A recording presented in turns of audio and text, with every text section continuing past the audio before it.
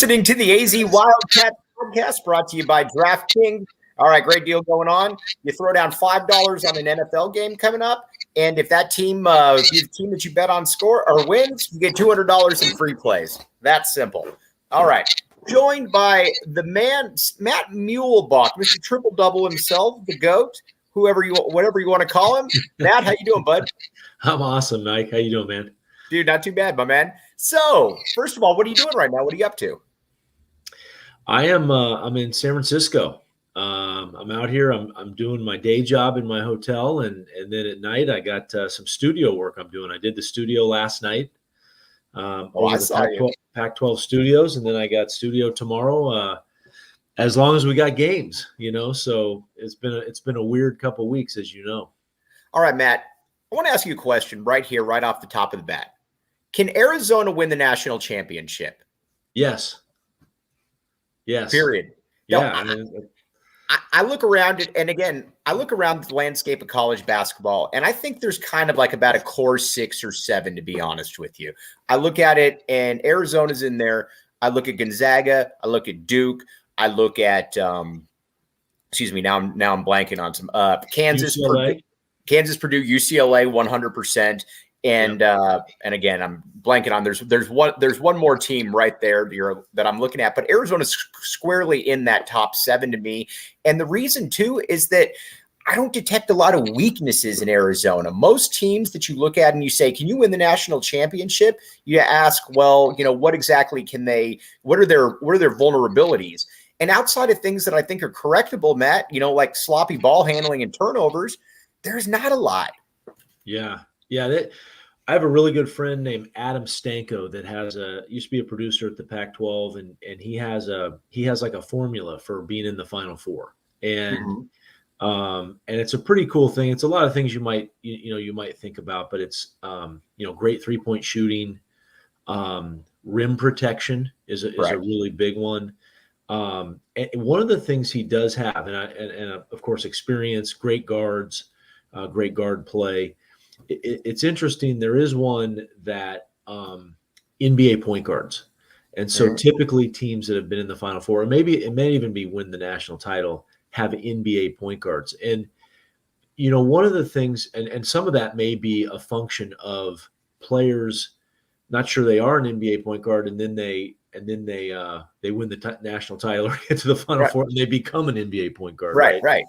And so, I think going into the season for me, one of the question marks was the point guard play at Arizona, right? What would Kriisa bring? Who would be the point guard? Because, Kriisa didn't play the point guard that much last year. I've been incredibly impressed with him so far. He almost has an irrational confidence. You know what it is, Matt? It's funny. I watch most of the games with a mutual friend of ours, John Schuster, who says hello, by the way. Yes. So, but we're watching it, and a lot of people are getting hung up. They're like, "Oh, he's only shooting 37%," whatever the case may be. You know what? First of all, I don't worry about that because that's going to come around. When you look at him shoot, when you look at the confidence, I have no doubt those numbers will go up. But Matt, how many timely shots does he hit? And more so than that, and I think back to the Illinois game all the time.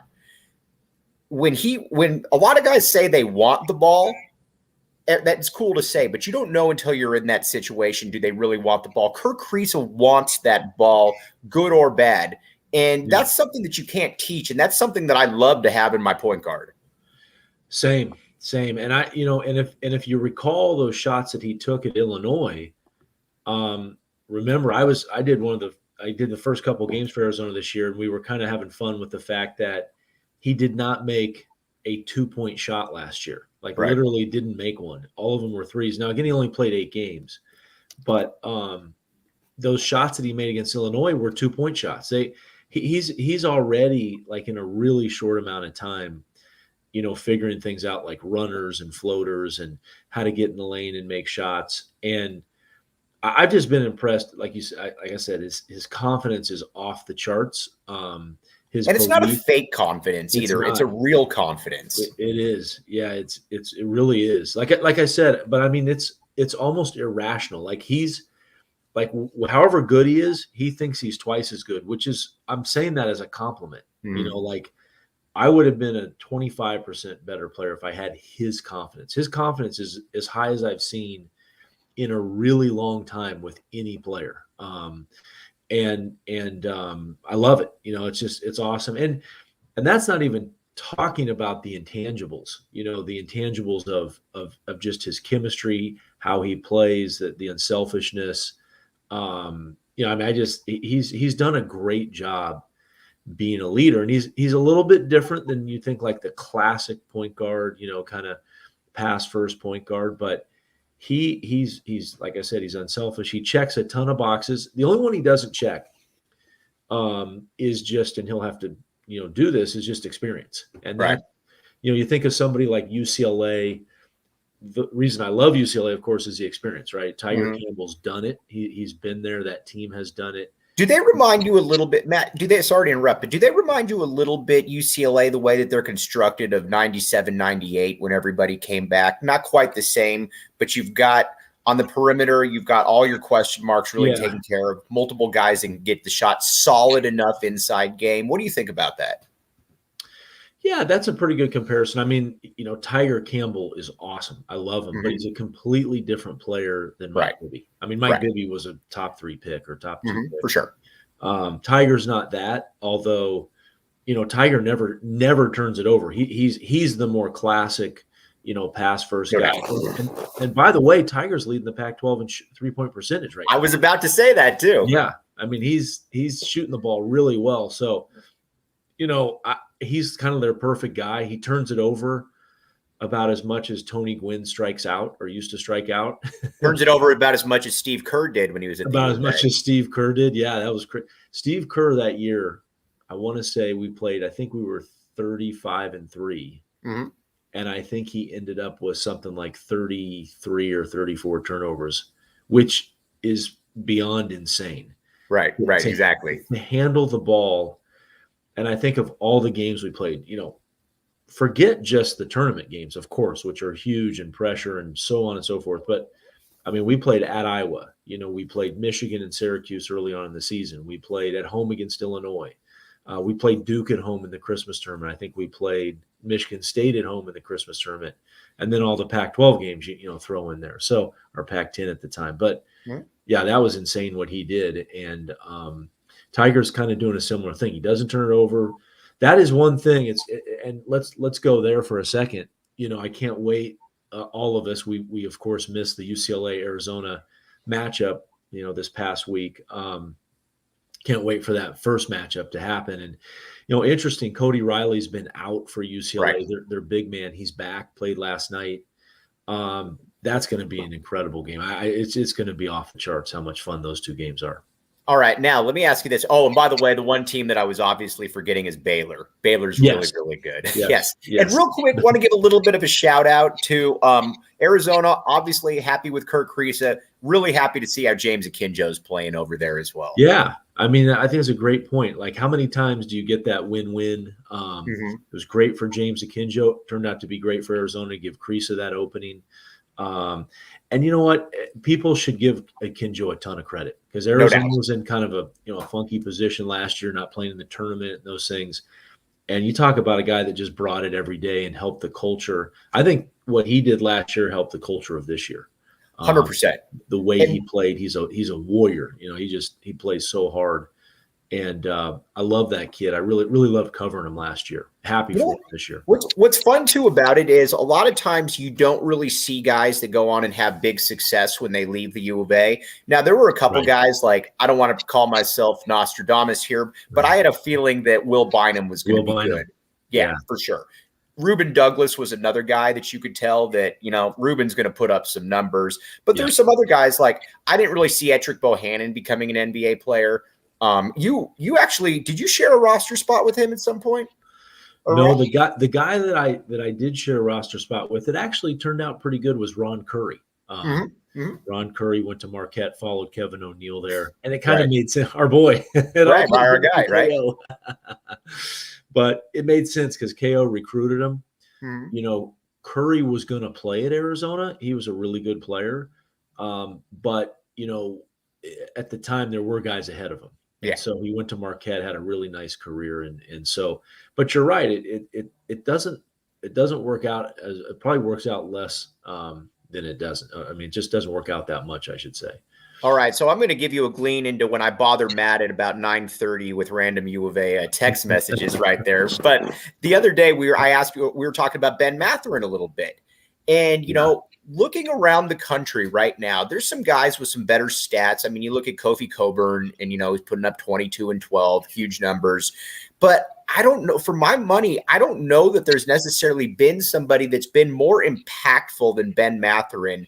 And we talked a little bit about this with Kriisa, where you're getting the shot where how many times, and Schuster made this point, it's not necessarily that he's making shots to win games, but like in the Tennessee or the Illinois game, when Arizona's down 9, he hits a 3 to cut it to 6, as opposed to it getting to an 11-point differential or a 13-point. It seems that he's just been Johnny on the spot as far as cutting that. And every game against a big team, it seems that he's good for 30.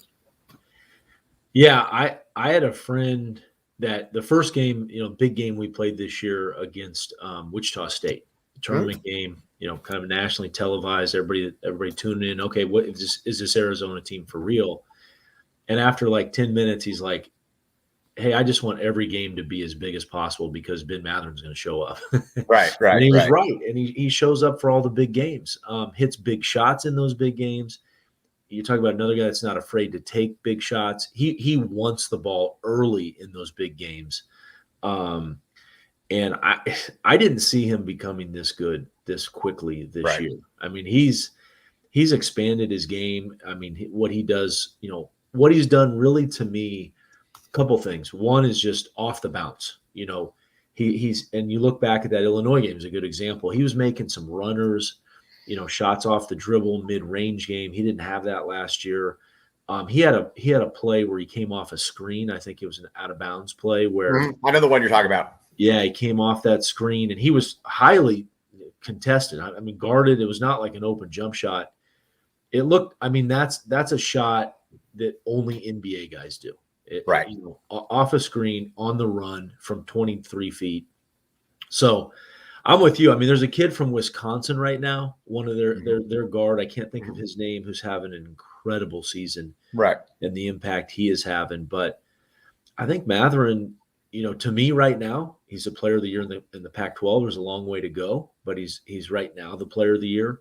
And I think he should be talked about in the national discussion. It's really kind of, because TJ McConnell was a different kind of player. But when I look at Mathurin and the way that he can impact the game, and just from a pure scoring perspective, being able to put buckets in, I think you almost need to go back to a guy like maybe like a Jared Bayless on the perimeter, where, I can just basically count on you every single game. I mean, there were good guys in between, but Bayless was the last one where I said, all right, every single game he's getting me 20 points. And that's kind of the way that it feels with Ben to a certain extent. Yeah, Bayless had an amazing ability to get to the line, of course. Mm-hmm. And I think that's what Ben is learning to do is off the bounce. Can he, dominate off the bounce like a guy like Bayless did? And of course, Bayless didn't have Ben's size and the ability to play above the rim. Like I mean, Bayless played above the rim for his size, but it was different. It was different, and Ben's playing above the rim. Like think about that Oregon State game. At Oregon State, he had 3 dunks that three of them you could say, okay, put those in for dunk of the year, and he had them in the same game. Mm-hmm. So, I mean, and he's had more of them, and I mean, when you see him live too, that's the thing to me that he just, no pun intended, but he jumps off this, like just visually to you, everything to me, just looks like another level.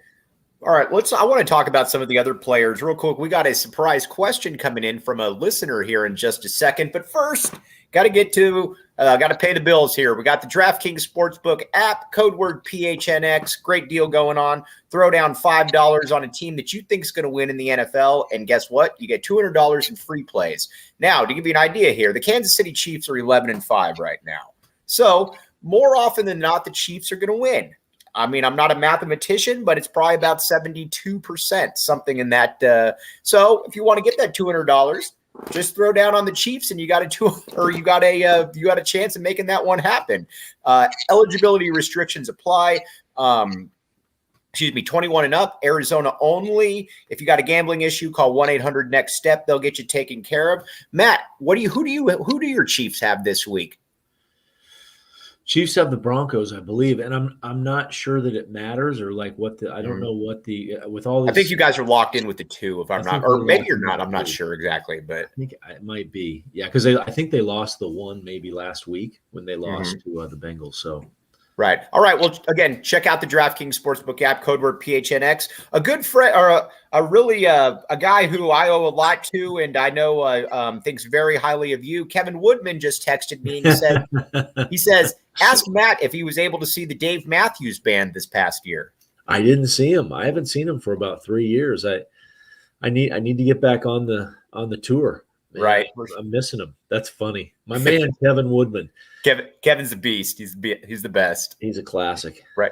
All right. So let's talk a little bit about the rest of this roster now. So Daley Terry, I think, is really kind of falling into that mold that I think a lot of people were hoping for. Now, every now and then we'll get somebody that'll say, well, I want him to score more. Well, you know what? At this stage in the game, what he's doing is perfect for Arizona. First of all, he's always getting the other team's best offensive player defensive assignment. And second of all, Matt, he is a really, really good 1.5 as far as he can handle the ball better than people think. He's a better passer than people think. He's not a point guard. But if I'm putting him in a secondary role right there at both of those spots, I feel more than okay about what he can bring for me from a facilitating creation perspective.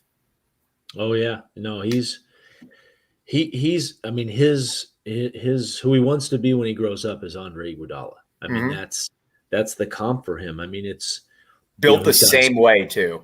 He's built the same way. He's got similar size. I think he has a similar mindset in terms of, I'm going to help the team any way I can.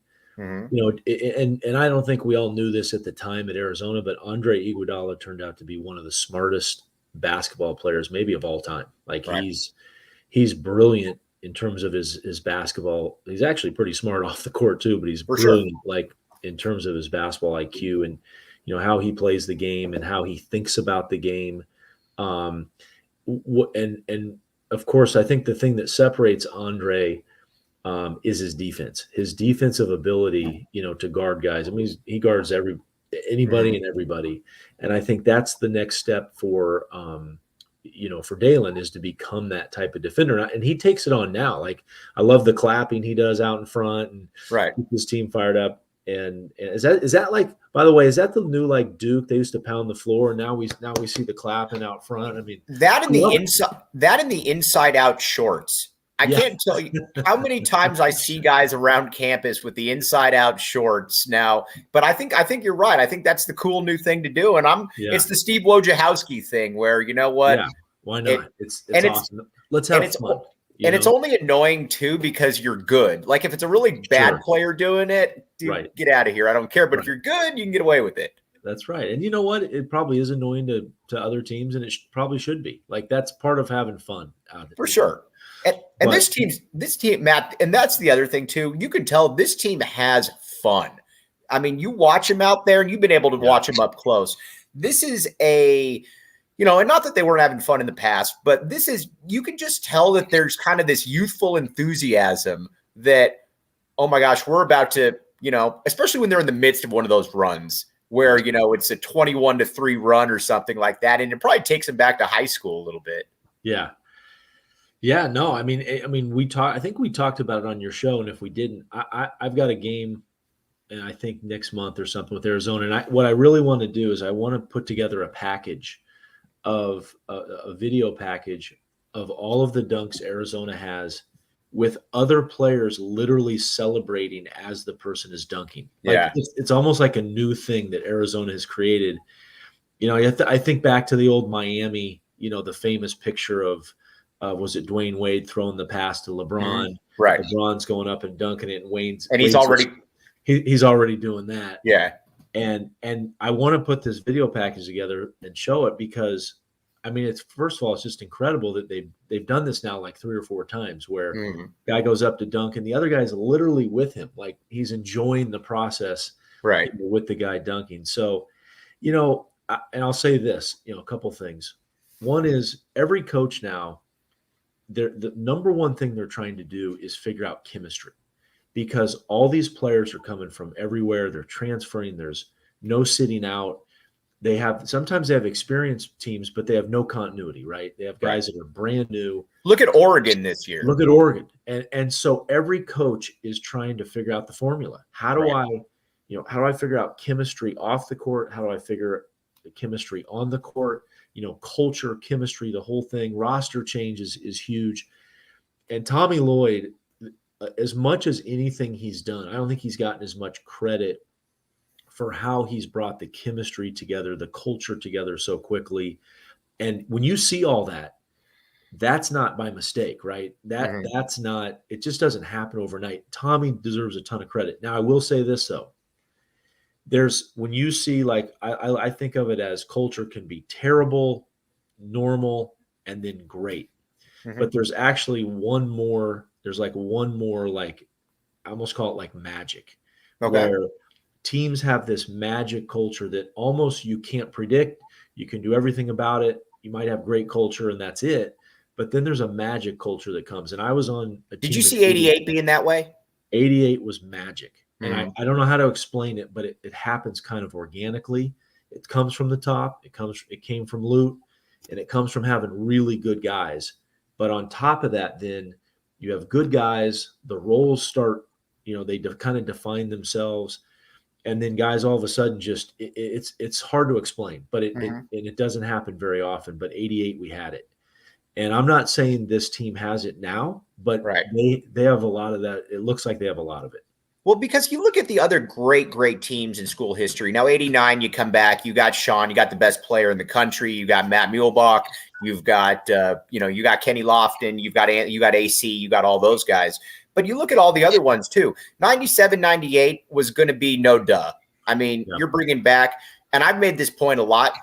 In my opinion, that's the best perimeter in recent college basketball history, because what other team can you tell me at the time has the first team All-American point guard, shooting guard, and a third team All-American small forward? And oh, by the way, Jason Terry, a future National Player of the Year. Off the bench. People talk about like that Illinois team that beat Arizona back in the day, but they didn't have that fourth guy. Right. I mean, you had the 3 guys, but and even in 01, you had the year where you had Bobby, and you had, it was kind of disjointed for a good percentage of the season because obviously of her passing. Luke takes some time away. But, for me, and again, I don't know that I've ever asked you this. Which team do you consider the best team in school history? I think 01. Yeah, I would agree with you. Yeah. I think 01. I mean, again, I think, there was just no holes. Lauren Woods was really underrated. He could have been an NBA All-Star. He was that talented. And then remember, you had Luke Walton off the bench, right? And wasn't he the 6th man, I believe? Correct. Yeah. I mean, to me, and Michael Wright at the 4, like I don't even think about him when I think of that team. And they were perfect fits together too. Everything fit perfectly. You had the scorer at the 2. You had the toughest nails point guard. You had Richard, who could do kind of everything. Right. Michael Wright, the bulldog down low. Lauren Woods, I don't want to say finesse because that's a negative connotation, but you know what I'm saying? Shot blocking scorer. That to me is always the team that I think of. Yeah. Yeah. I wanted to go a little bit off script with you here in a second, and I wanted to ask you about a former teammate of yours, though, in a little bit of just kind of your take on what's going on. But first, DraftKings Sportsbook app, code word PHNX. Throw down $5 on an NFL game. That team scores, you get $200 if that team wins, you get $200 in free plays. It's that simple. And you know what? If you win that, you could go with, you can bet on some Pac-12 basketball games this year or whatever you really think. Who would you put as the favorite right now, Matt? Just kind of in the middle of this. If you just had to put your an AP voter hat on. In terms of the Pac-12? Yeah.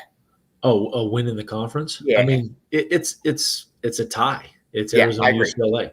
I mean, it truly is. And, I think Arizona's bigger, down below in the front court. I think they've got a player in Mathurin that no one's as good as. But I also think UCLA's experience and what they've been through, and they both have great coaches. It's a dead heat right now. That's where I would look on the DraftKings Sportsbook app, Future On, if you want to look for something that you maybe could find some interesting play in. All right. How about that? But how about that for a transition? All right, Matt. One of my biggest pet peeves over the years, and I'm happy that he's getting his just due because I know that you're close with them. I know you played with them. A lot of people you would hear over the years, well, is Steve Kerr really that good of a coach? Because, he's got all these great players. He's got Steph Curry. He's got Klay Thompson. Oh, and then he got Kevin Durant, Draymond Green. This year, if there was any doubt about the kind of coach, the kind of program, the kind of entity that the Golden State Warriors are with Steve Kerr right at the top, there's no more questions about this. This is a team that going into the season, I'll be honest with you, I thought they'd be about a 5 or a 6 seed. You don't have Klay. I thought it was Steph and a lot of role players. Right. And right now you've got the best record in the league. Klay still hasn't played. Take us through this Warriors team, because I know you follow them. Steve Kerr is a coach, what you've seen, that the average person might not see. Well, I agree with all that you just said. And of course, it's easy to say that about a good friend of mine, but my other good buddy, Q, Bruce Frazier, who's an assistant, with the Warriors, has been since Steve's been there. Right. I get the inside from him. And he will send me, text messages after games. And so it has nothing to do with the game, but what Steve will say after the game or at halftime or right before the game. And he's like, Matt, he's just unbelievable. He's a magician. I was using that word earlier, but he's a magician at how he communicates with his team and the way he says things and the way he, how he brings them up, how he brings them down. He's such an incredible communicator. And he has, what people don't understand is last year they weren't very good.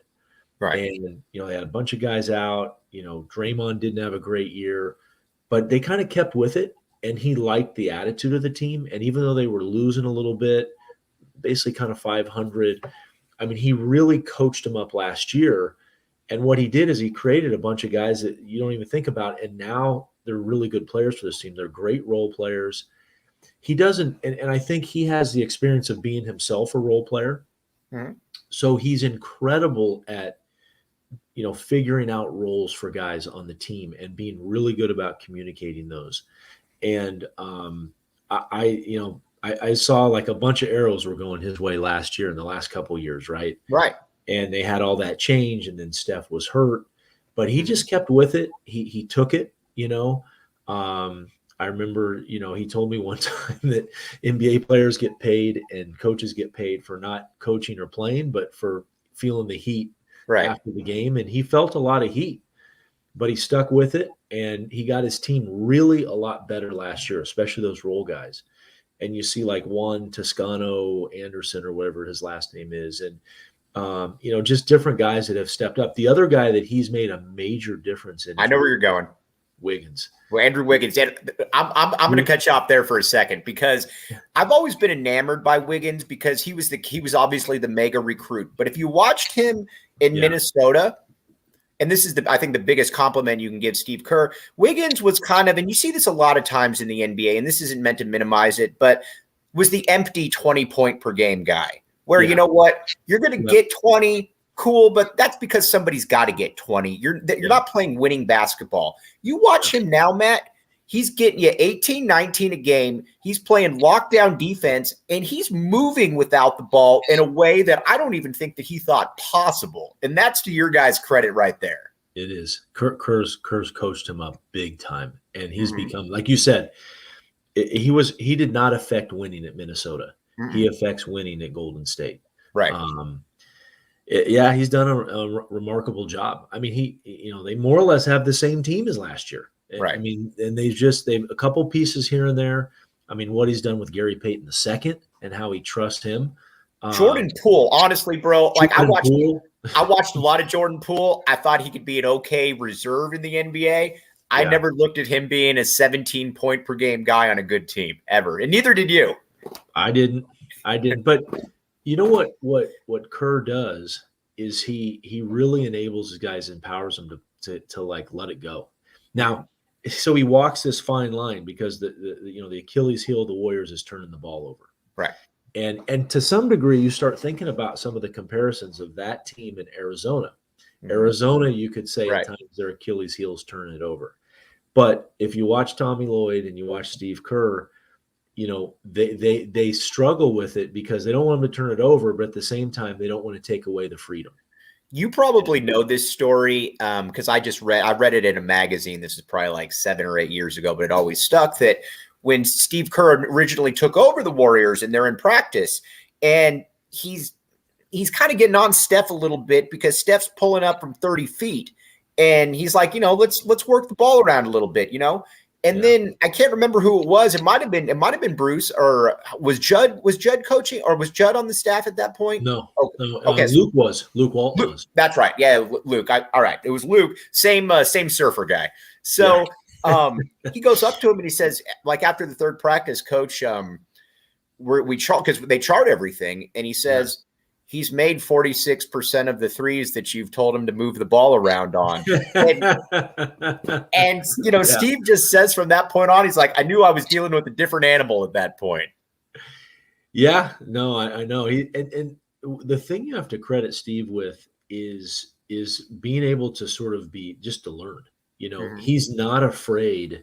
I mean, I always love the story that, you go back to the finals the first year, and one of the video guys came up with the idea to start Andre Iguodala, and they, because the lineup that the Cavs had a big guy that played outside, never went inside. And long story short, Steve he thought, oh, that's a great idea, let's go with it. And he's a totally, beyond team player, right? And he'll change. He'll work with the times. He'll change with players. He'll change with his teams. He does not. He's a totally adaptable coach. I'm blown away. I knew he'd be a good coach, but I had no idea he'd be this good a coach. Okay. One thing, AZ Wildcats podcast, we get a lot of really awesome guests right here, highlighted by the man right here, Matt Muehlebach. Check out Go PHNX. You get a membership, you can get a free Back the A t-shirt right there. Those things are going like hotcakes right now. We get somebody like Matt Muehlebach on. We've got a lot of really good people on, so go check that out as well. All right, Matt, before I let you bounce, I asked you this about like 3 weeks ago. You said you'd get back to me. You didn't.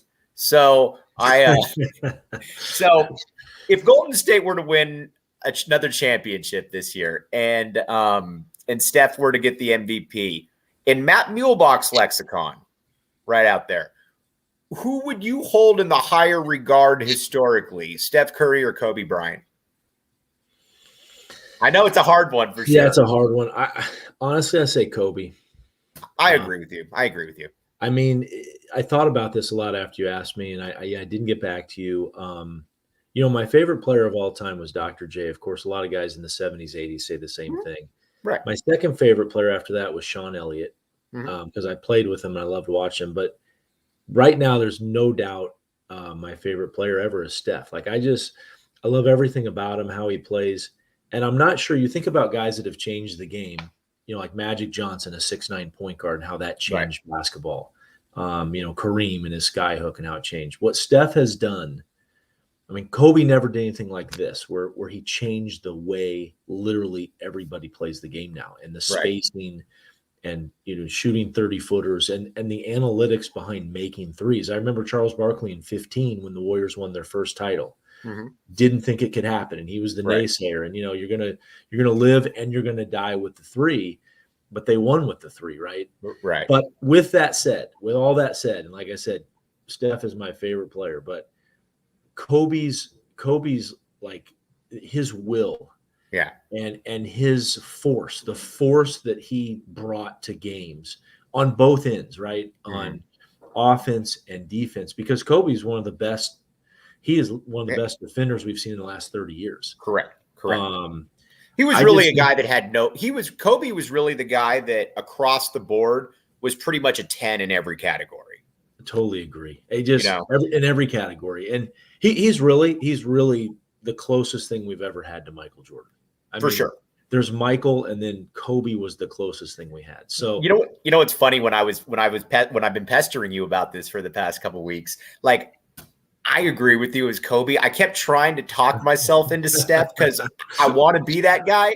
Right. But, you know, Kobe, like you said, Kobe just had such a ferocity on the court that, it's hard to ignore. And for the duration, by the way. Yeah. How about the duration he had that ferocity? For sure. I mean, we're talking 20 years. And for about 17 of those years, he was an elite level player.